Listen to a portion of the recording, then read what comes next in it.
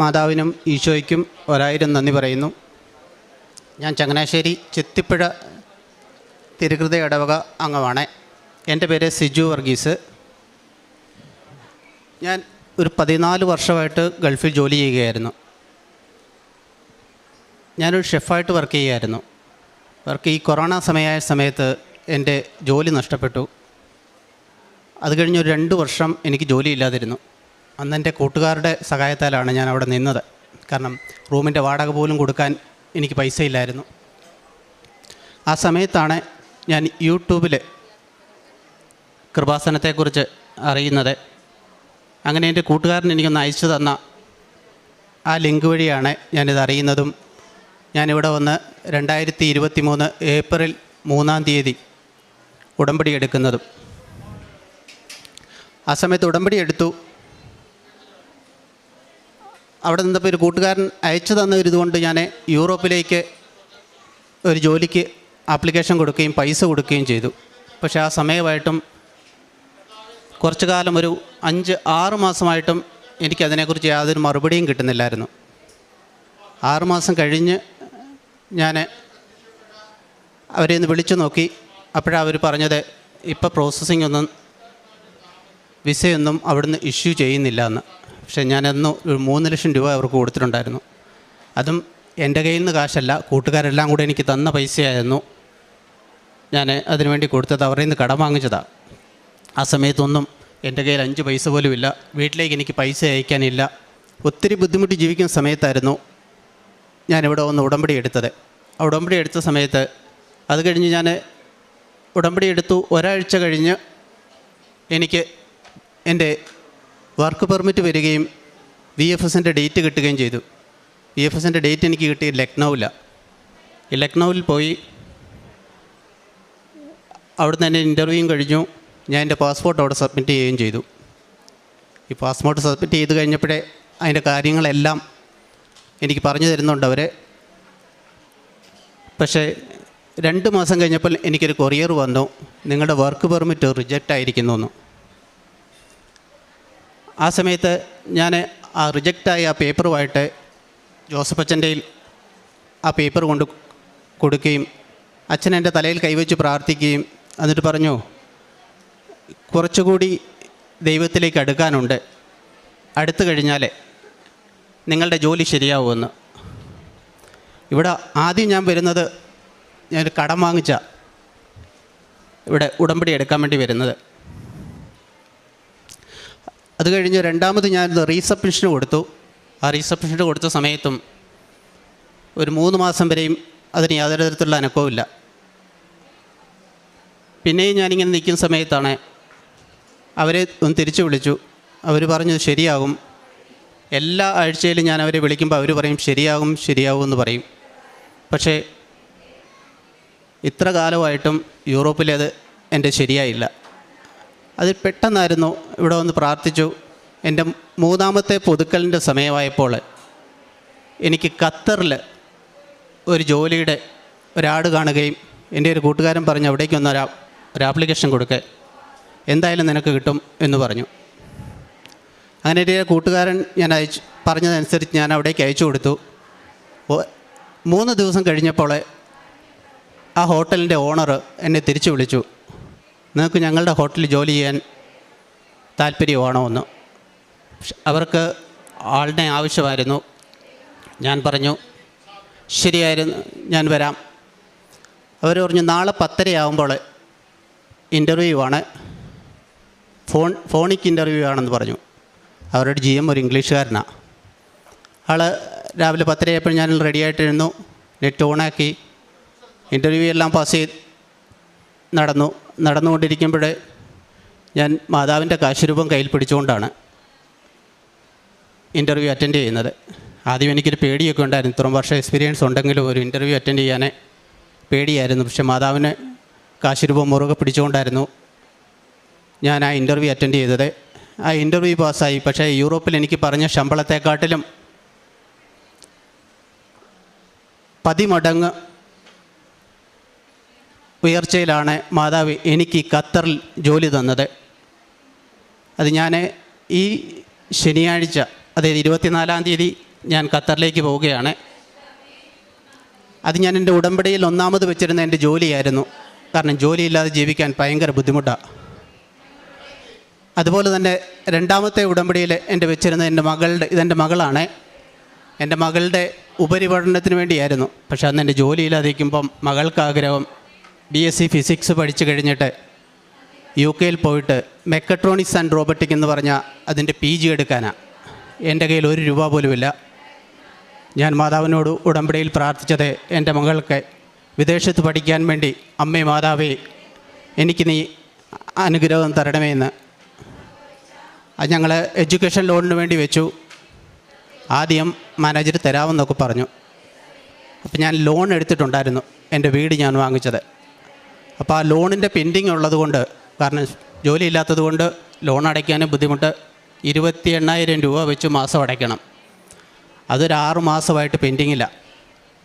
അപ്പം അതുകൊണ്ട് അവർ നോക്കിയിട്ട് പറഞ്ഞു, നിങ്ങളുടെ സിബിൽ കുറവാണ്, അതുകൊണ്ട് നിങ്ങൾക്ക് എഡ്യൂക്കേഷൻ ലോൺ കിട്ടില്ല എന്ന് പറഞ്ഞു.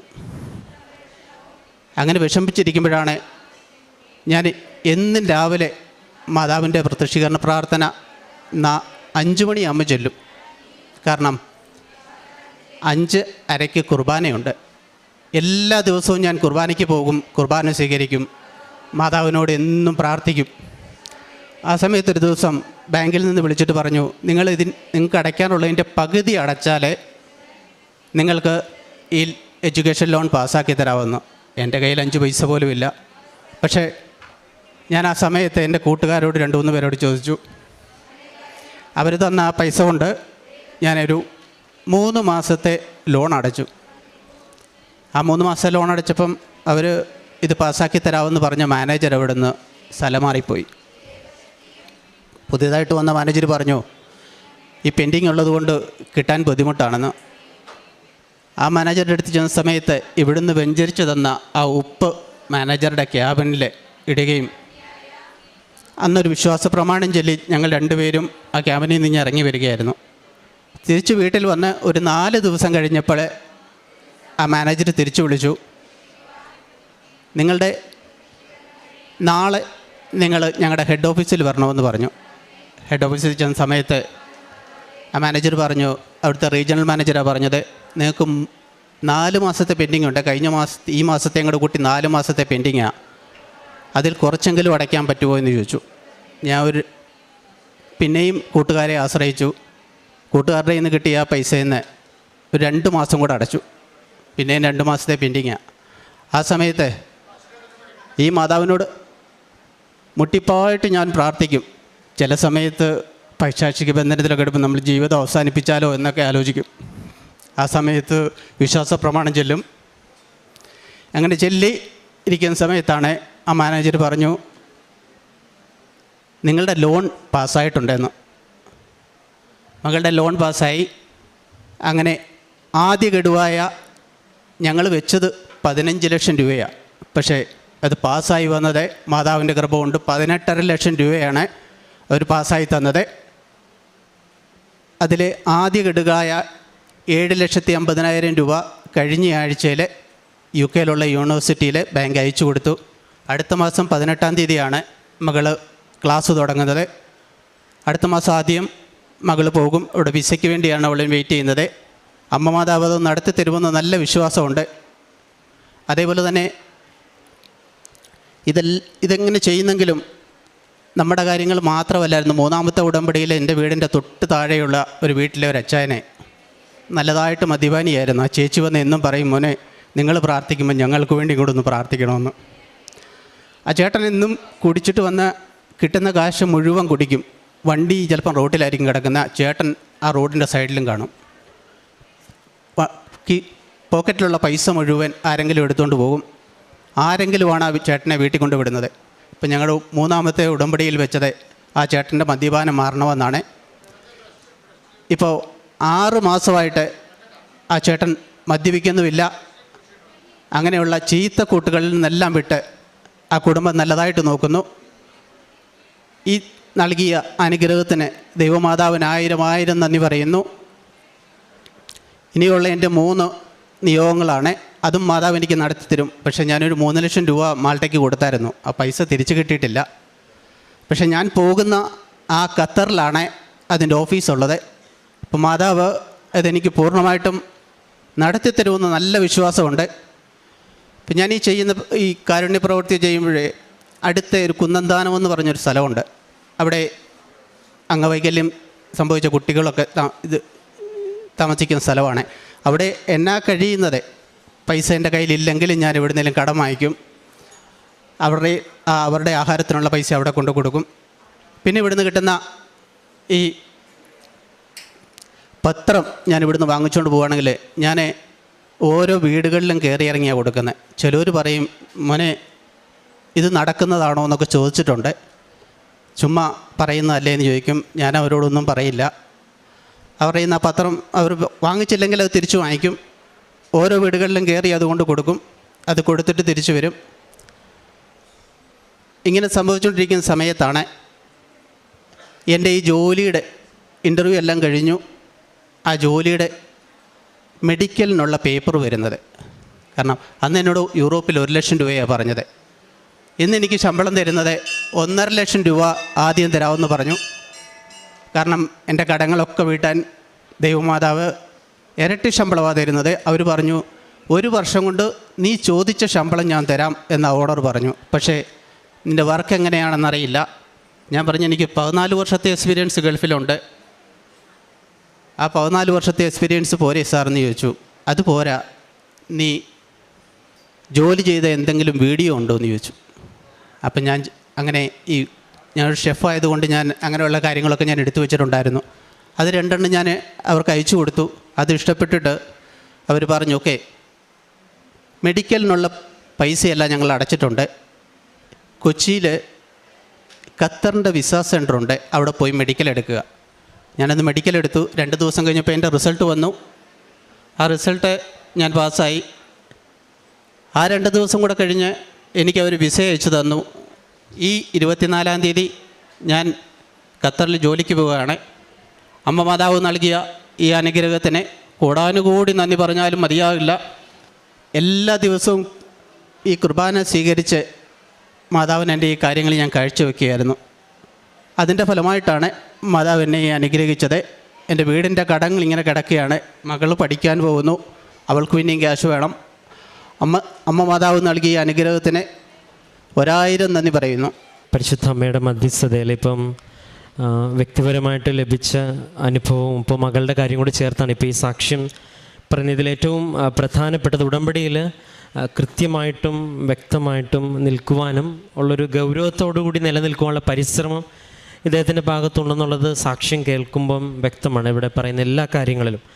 രണ്ടാമത്തത്, ഇവിടെ ബഹുമാനപ്പെട്ട അച്ഛനെ വന്ന് കാണുമ്പം കുറച്ചും കൂടെ ദൈവത്തിനോട് അടുക്കുവാൻ, കുറച്ചും കൂടെ ക്ഷമിക്കുകയും കുറച്ചും കൂടെ പ്രാർത്ഥിക്കുകയും വേണമെന്നുള്ളൊരു സന്ദേശം ലഭിച്ചു എന്നുള്ളതും അതനുസരിച്ച് കുറച്ചും കൂടെ ജീവിതം ക്രമീകരിച്ചു എന്നുള്ളതാണ്. അപ്പം അടിസ്ഥാനപരമായിട്ട് ഒരു നിയോഗം നടക്കുന്നതിനേക്കാൾ ഉപരി ഒരാളെ ദൈവത്തിൻ്റെ പക്ഷത്തേക്ക് ആക്കുക, ദൈവത്തിന് വേണ്ടി നേടുക എന്നുള്ളതാണ് ഉടമ്പടിയുടെ ലക്ഷ്യം എന്ന് പറയുന്നത്. അതിലേക്കുള്ള യാത്രയിൽ ഇദ്ദേഹം പറയുന്നത് പോലെ ആഗ്രഹിച്ചതിനേക്കാളും അപ്പുറം ശമ്പളമുള്ളൊരു ജോലിയിലേക്ക്, ഒരുപക്ഷെ തൻ്റെ മെറിറ്റിനും അപ്പുറം നിൽക്കുന്ന ദൈവത്തിൻ്റെ കൃപയിൽ ആശ്രയിച്ചുകൊണ്ടൊരു ജോലി ലഭിച്ചു എന്നുള്ളതും മകൾക്ക് ആഗ്രഹിച്ചതുപോലെ ഒരിടത്തേക്ക് പോകാനുള്ള കാര്യങ്ങളെല്ലാം ക്രമീകരിക്കപ്പെട്ടു എന്നുള്ളതാണ് സാക്ഷ്യം പറയുന്നത്. ഒപ്പം തൻ്റെയോടൊപ്പം ഇപ്പോൾ ഉടമ്പടി എന്ന് പറയുന്നത് ഒരാളുടെ കുടുംബം, ഒരു വ്യക്തി അവർ രക്ഷപ്പെടുക എന്നുള്ളതല്ല. ആ വ്യക്തിയുടെ ചുറ്റുപാടും ആ വ്യക്തിയുടെ മുൻപിൽ കാണുന്നതെല്ലാം അവരുടെ പ്രാർത്ഥനയുടെ വിഷയമാണെന്നുള്ള കാര്യം ഇവിടെ സാക്ഷ്യങ്ങൾ തെളിയിക്കുന്നുണ്ട്. അപ്പം അദ്ദേഹം അതുപോലെ തന്നെ തൻ്റെ അടുത്തുള്ളവർക്ക് വേണ്ടി പ്രാർത്ഥിക്കുമ്പോഴും ഒരുപക്ഷെ അവർ വിശ്വസിച്ചാലും ഇല്ലെങ്കിലും നമ്മൾ പ്രാർത്ഥിക്കുന്നൊരു വിഷയം സമയബന്ധിതമായിട്ട് ഉടമ്പടി വെച്ചൊരു കാര്യത്തിന് തീരുമാനം ഉണ്ടാകുമ്പോൾ അത് നമ്മുടെ വിശ്വാസത്തെ വർദ്ധിപ്പിക്കുന്ന ഒന്നാണ്. പിന്നെ ഏറ്റവും അവസാനം പറഞ്ഞത് കുർബാന സ്വീകരണം കഴിഞ്ഞിട്ടുള്ള സമയങ്ങളിലൊക്കെയും ഞാനിത് സമർപ്പിച്ച് പ്രാർത്ഥിക്കാറുണ്ടെന്നുള്ളതാണ്. അപ്പം ഇതുമൊക്കെ ഏറ്റവും പ്രധാനപ്പെട്ടതാണ്. ഒരാൾ ഒരു പ്രാർത്ഥനാ ജീവിതത്തിൽ വളരുമ്പോൾ ഓരോരുത്തർക്കും ഓരോ രീതിയിലാണ് അഭിഷേകം കിട്ടുന്നത്. ചിലർക്ക് ജപമാലയും, ചിലർക്ക് ബൈബിൾ വായനയും, ചിലർക്ക് കൂദാശകളുടെ ചില നിമിഷങ്ങളും. അപ്പം ഇങ്ങനെയുള്ള കാര്യങ്ങളും ഇപ്പോൾ കുർബാന സ്വീകരണത്തിന് ശേഷവും തൻ്റെ നിയോഗങ്ങളും ദൈവത്തിനോട് നന്ദി പറഞ്ഞ് പ്രാർത്ഥിക്കാറുണ്ടെന്നുള്ളതും ഈ ഒരു സാക്ഷ്യത്തിൽ നമ്മൾ കേട്ടു പഠിക്കേണ്ട ഒന്നാണ്. നമുക്ക് എല്ലാ അനുഗ്രഹങ്ങളെയും പ്രതി നമുക്ക് കരങ്ങളടിച്ച് ദൈവത്തിൻ്റെ നാമം മഹത്വപ്പെടുത്താം. അത്യപൂർവ ദൈവാനുഭവങ്ങൾ ഇനി നിങ്ങൾക്കും സ്വന്തം. ഈ യൂട്യൂബ് ചാനൽ ഇതുവരെ സബ്സ്ക്രൈബ് ചെയ്തിട്ടില്ലെങ്കിൽ ഇപ്പോൾ തന്നെ സബ്സ്ക്രൈബ് ചെയ്യുക. ഈ വീഡിയോ ഇപ്പോൾ തന്നെ നിങ്ങളുടെ സുഹൃത്തുക്കൾക്ക് ഷെയർ ചെയ്തുകൊണ്ട് കർത്താവിൻ്റെ പ്രേക്ഷിതരാകുക.